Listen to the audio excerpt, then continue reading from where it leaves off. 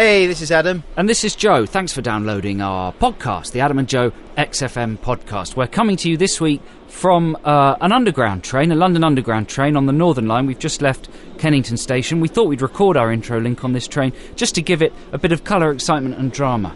Yeah, exactly, because, I mean, it's crazy. Who would think No, but it's failed. Oh, why? Because we're on a flipping tube train. Oh, yeah, but it's filthy and scummy and horrible. Yeah, well, it's the Northern Line. What do you expect? It was a bad choice. You know, I don't know about you listeners, but when I'm standing waiting for an underground train, it's a bit like sexy roulette. In what way? Well, the tube train is like a roulette wheel, only stretched out into a long tube. Yeah. And each container is like, you know, a number that the ball might fall into. But because it's sexy roulette, what I'm saying is which carriages will have the sexiest people in it? The hottest ladies. The hottest ladies. Well, when the tube arrives, do you actually have a quick look and then change carriages if there's some more hot ladies? I scan the the carriages. I tend to believe that the central carriages usually have the sexiest people because that's where the tourists go. Tourists tend not to stray to the extreme ends of the platforms. That's where London livers... Is that an expression? That's where London livers go, to the extreme ends of the platform. Tourists, who tend to be sexier just because they live in sunnier countries, they're on holiday, they're more relaxed. Mm-hmm. They're young, they've got money, backpacks. They tend to go in the middle of the platform. So you're preying on the tourists mainly? Well, they don't speak English, and they can't tell things about you that British people can. They can't fight back. Exactly. Their legal systems are different.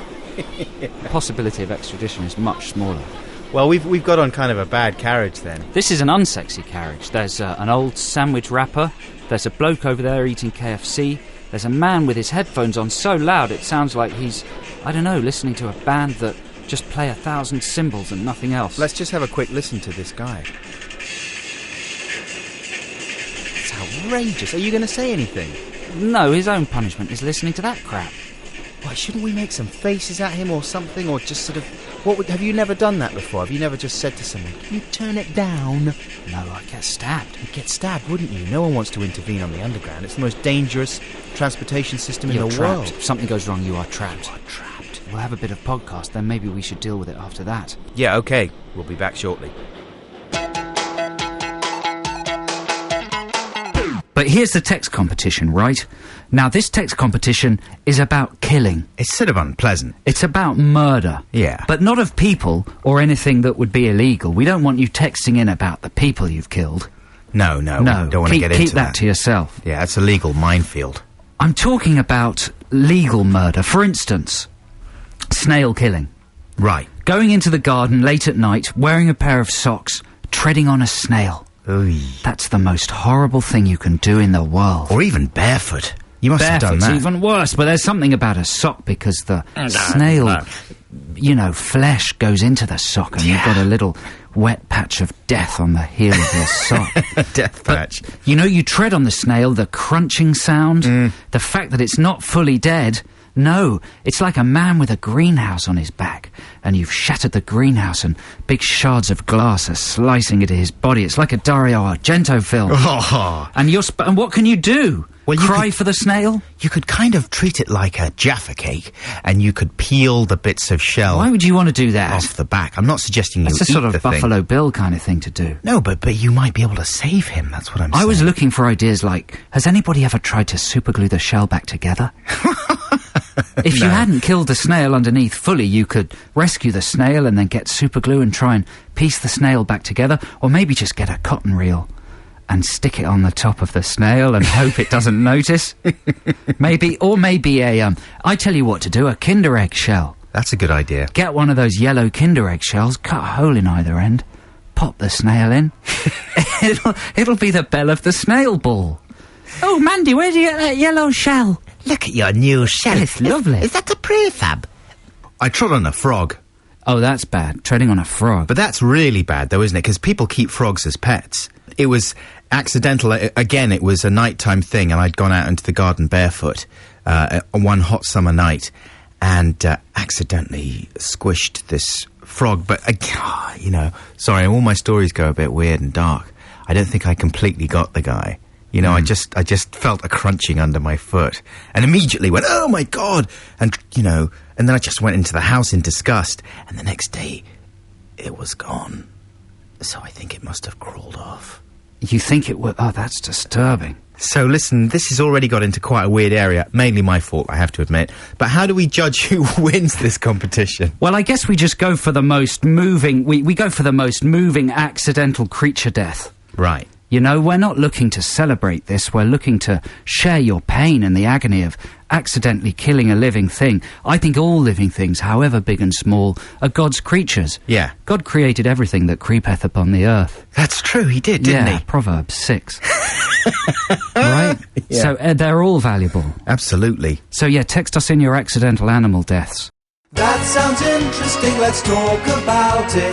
Let's start talking now. Noodles, Joe. I wanted to talk about noodles. Noodles. Specifically, the pot kind. Pot noodles, yeah. Yeah, you know, have you seen that advert where they're in the mine? They're in the pot noodle mine. It's a crazy advert, you know, putting forth the idea that noodles actually come from noodle mines. Imagine. Right, I have seen that advert. It's kind of, yeah, exactly, making it like Welsh miners, but they're, instead of being covered in coal dust, they're covered in noodles. Yeah, exactly. Well, I've got a number of problems. I don't know how you feel about it, on several different levels with the noodles, with the noodle mines. The first of which being, you know, just the logical inconsistency of the whole thing. Do you know what I'm saying? Like, if you were mining for noodles, surely the noodles in the rocks would be in a solid form. Yeah, the problem is that the problem is that there's a lot of is's in that sentence, isn't there? The problem is that the noodles are moist. What's going on there? You wouldn't mine moist noodles. No, they'd just flop out of the wall. They'd be in their solid state, like they are when you buy them in the supermarket in a packet. In packets, exactly. Yeah. In a hard... The water has not been added nest. yet. And if they were moist, then the two rock stratas above and below them would crush them into some sort of a noodly powder. A paste, a kind of... A noodly paste. Exactly. And what's more, I think it's insulting to people whose families were involved in you know, industrial mining industries in the north. Yeah, like your dad. What Thatcher ruined. That's like right. My dad was a miner. Yeah. Yeah. Why are you laughing? And he was on the pickets. He worked hard, you know? Exactly. It's not that long since the miners' strike and policemen were battering people over their heads and making their noses bleed and stuff. Is it? No, absolutely. I mean, you know, that was one of the most serious... That ruined thousands of lives. Maybe even... 10,000s of lives. Yeah. And that was a big contentious issue, and now it's been reduced to the level of taking the mickey. Noodle mine. I mean, I was thinking they may as well, like, if you... a similar thing would be for Marmite, to do an advert where there's like a lady in the 50s and she's on a bus and she likes Marmite and she's forced to sit at the back of the bus, like like Rosa Parks. Right. You know, why not take the mick out of that? Yeah, they wouldn't trivialise that, No, would exactly. Exactly, that's my point. The pot noodle mines. It makes us very, very angry. You're so angry, you know, and just at least sort out the inconsistencies of the noodles. Are they hard or are they soft? Or in the mines? You know, who eats pot noodle anyway? Who does eat pot noodle? They're just like tubular crisps. Tubular bells. With a packet of flavouring. Yeah. You know? A bit of ketchup. Is that... Because they're made by Golden Wonder as well, aren't they, pot noodles? Right, yeah. They're just the same as crisps. Do you think you could have the same effect by getting a mug of hot water, popping some crisps in? It would probably taste about the same. That's right. It's just the dimensions and the surface area that's different. That's true. It's true. Think about that. There's not a lot more to be said Let's now. try it during the news. During the noodle news. The noodle news. That was interesting, we talked about it. Let's stop talking now. We've been this is Adam and Joe XFM, London's 104.9. We've been asking you to text in, accidental animal death. You know, treading on snails, treading on frogs, and frankly, listeners, we're getting some quite disturbing stuff in. It's opened up the trauma floodgates. I mean, it's that, you know, everybody as a kid has to experience mortality one way or another, and usually it's not through killing a person. No, you know, everyone has a dark side. Well, now, hang on, Adam, again, you're making a massive leap. I'm talking about accidental killing, not the emergence of someone's dark side to voluntarily kill something. I'm saying that... I'm talking about involuntary killing. I know, but it's all linked. You've got to kill kill the things. I'm co-presenting with a madman. The fluffy, kill them. So listen, here we go. Here's one from Little Jason. Little Jason is already the name of a serial killer. Little Jason this afternoon was sentenced to life. So, listen, little Jason says this. I used to work on a duck farm when I was a wee boy, and once had to put one out of its misery as it was crushed and nearly dead. So, I picked it up by its legs and smashed it over a rock. I cried for about 20 minutes. That's Yours, little Jason. Jeepers Sandhurst creepers. Prison.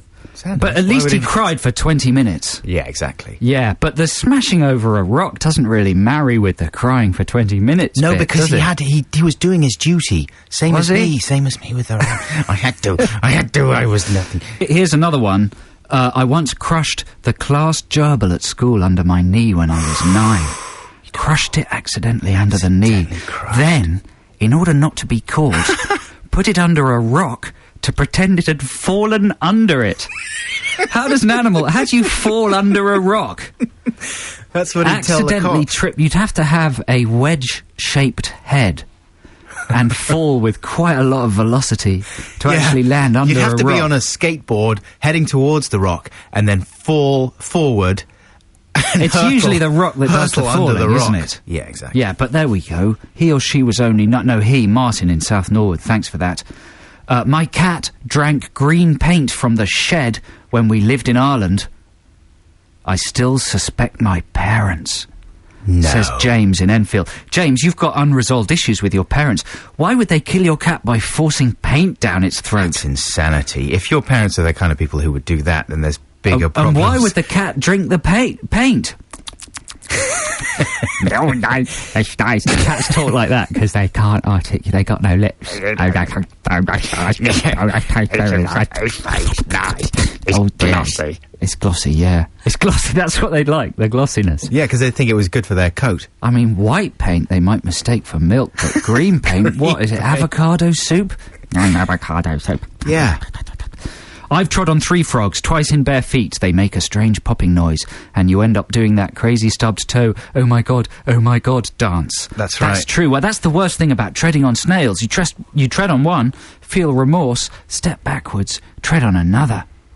Yeah. It's like a dance of death. This is XFM. Hey, this is Adam and Joe. We're back on the Northern Line for our podcast. I've got some fun London Underground facts for you now, Joe. Did you know that the London Underground, or Lunderground, as it's also known, is the most famous underground line in London? That's interesting.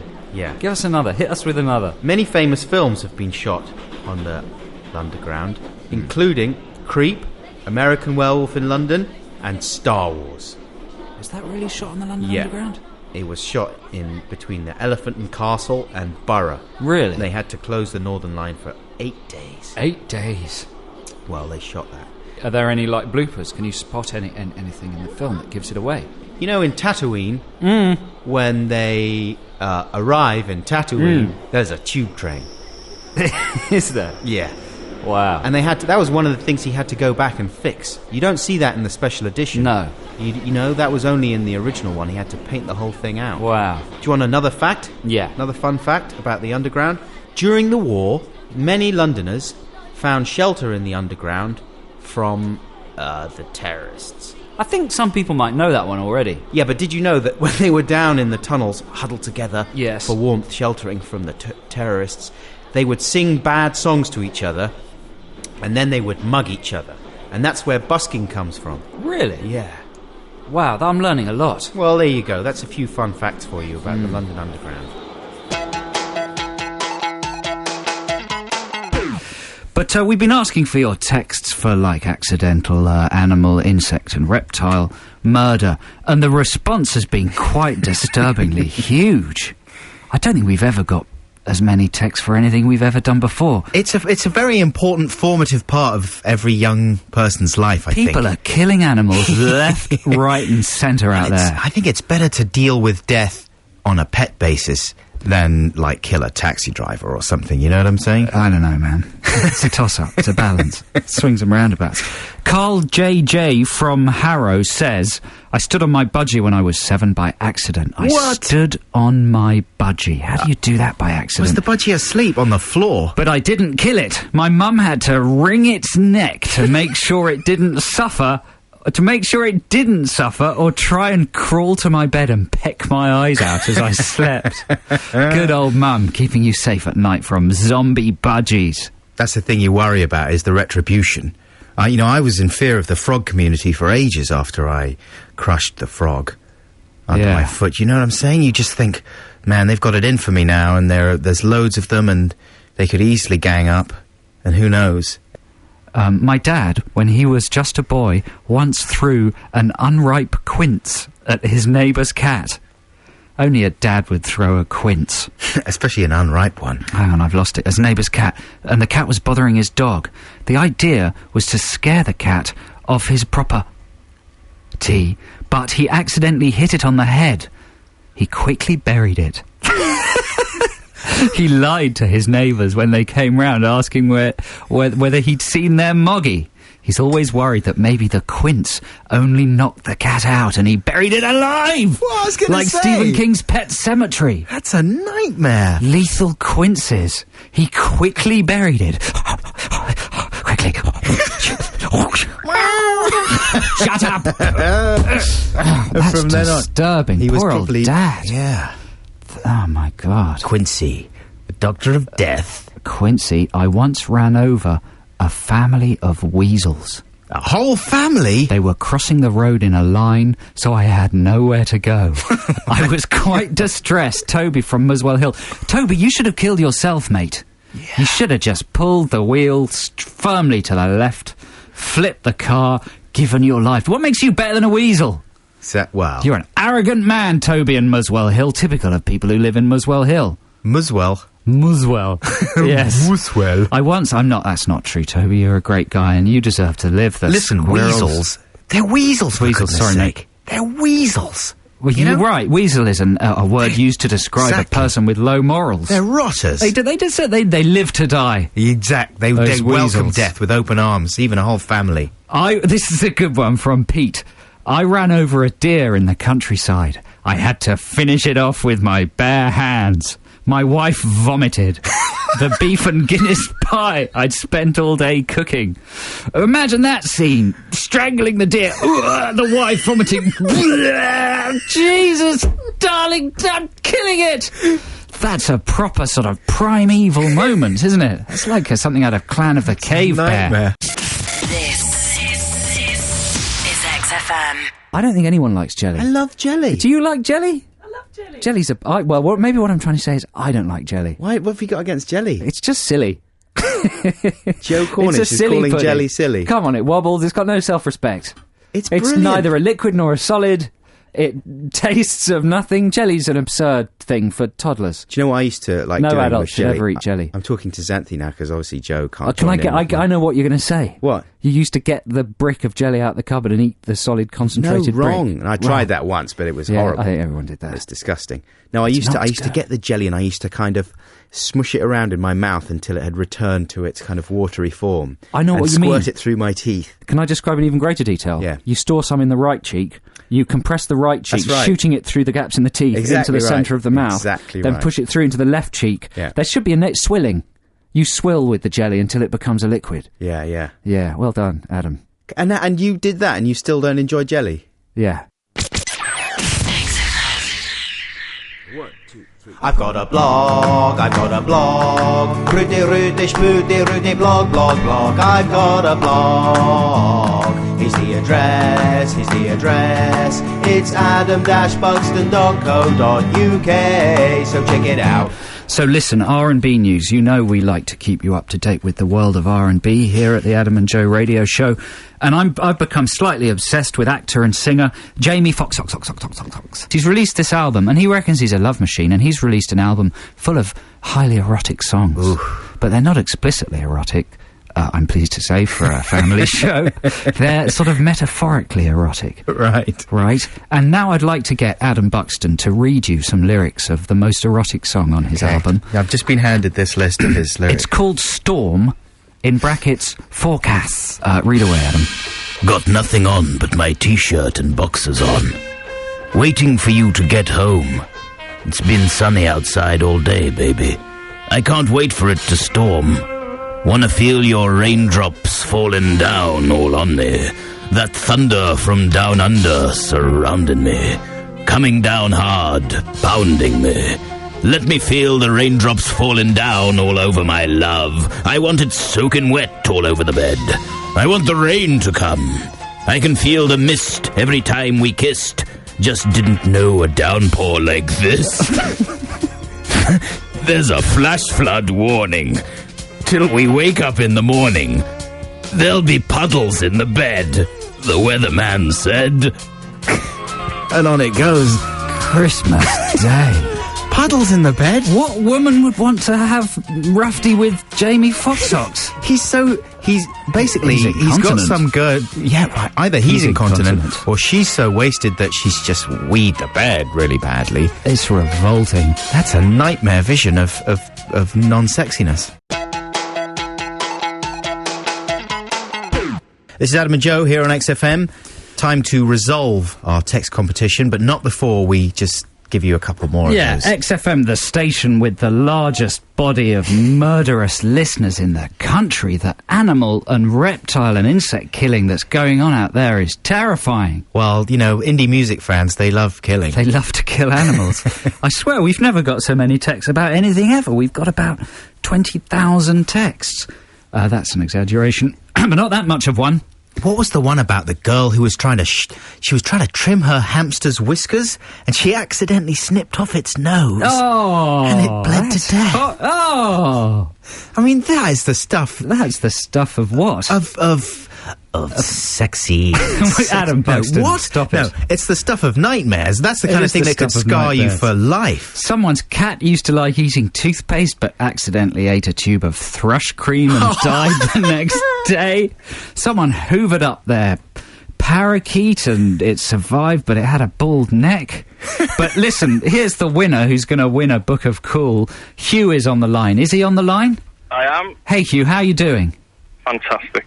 So this is an excellent story. Tell us your story of unfortunate animal death. It was very sad. I was producing a situation comedy series for S4C, the Welsh 4th Channel, and I was casting some children to play the part of the lovable, cuddly kids in the series. And the series was called Mr. Brock, which was about a talking badger from a biolab. Sounds like quite sophisticated stuff on S4C. It was for S4C. It was very advanced in its day. Yeah. And anyway, I was on my way to the last audition. I'd been auditioning about 400 kids, and I was travelling down the A55. So you were on your way to primary school? To a primary school in Flint. And I was heading down the A55 in Newlow. I was hurrying a little bit, and I accidentally made contact with with the badger, the size of a small horse. And I remember the thud, but I was in such a hurry I couldn't stop, so I carried on going. So all the kids were there. It was quite late. It was in the winter, so it was quite dark. So they were all in the yard waiting excitedly for me to arrive, the big producer from S4C. And lo and behold, what was stuck to the toilet of my venomous bat? Come on. A badger's head. The corpse of a badger. All those little kids. Just the head? Yeah, well, I think they thought it was some sort of... I thought they probably thought it was a puppet. Like a trophy. It was... But I'm still convinced to this day it was a sacrifice from the badger gods, because I got another 2 series. XFM. This is XFM. Hey, this is Adam and Joe. We're back on the Northern Line, and we're stuck between stations. Yeah. Oh, you know what? I'm glad I've bought this massive bag of Burger King food. Oh, no. I've got 5 cheeseburgers, lots of fries, and all the sauces. Oh, you're not going to eat that now, Yes, I am. It's going to stink the whole place out. Then I'm going to stand up and put some deodorant on. And I'm going to miss my armpit and just spray that woman in the face. Yeah. Yeah. Good move. Do you know what I saw? This is something I genuinely saw once on the tube. It's like a big lady, and she was taking a piss. On the tube? Yeah. She was a mad lady, and she... There's nothing mad about that. I don't know, man. She looked pretty nuts. And she squatted down and she took a big old piss. She had pretty nuts. I looked at her pretty nuts. I didn't see whether she had pretty nuts. But she took a piss. What would you do about that? I don't know. That's disgusting because the floor of a tube carriage is designed with little sort of runnels. That's right. Is that the right word? Yeah, that runnels. is the right word, runnels. And the tube it'd be like the film Poseidon. The piss would be coming towards you, and you'd be like, no! And you'd have your face squashed against the window at the end of the carriage. Oh, no! And it would obviously be a very small tide of piss, so you'd be overreacting. But it would be tense. Hey, the tube started moving again. Thank goodness for that. I God thought for we were that. going to be down here all night. Well, that's good. I think we should get off, man. I've had enough of the tube for a day. Shall we tell them where we're going? I mean, all this time we've been telling them we're on the tube, but we haven't told anybody where we're actually going, and it's pretty exciting. Yeah, okay, you tell them. We're going to get some chalk from the chalk farm. That's why Chalk Farm was named. This is like the Robert Elm show. Why is Chalk Farm called Chalk Farm? Because it used to be a chalk farm where they used to farm chalk. Time for us to say goodbye now. Thanks a lot for listening. Yeah, thanks for listening. Stick with us. Yeah. Lots of love. Bye. Despite everything. Bye. Please mind the gap between the train and the platform. NTL Channel 891. On DAB Digital Radio.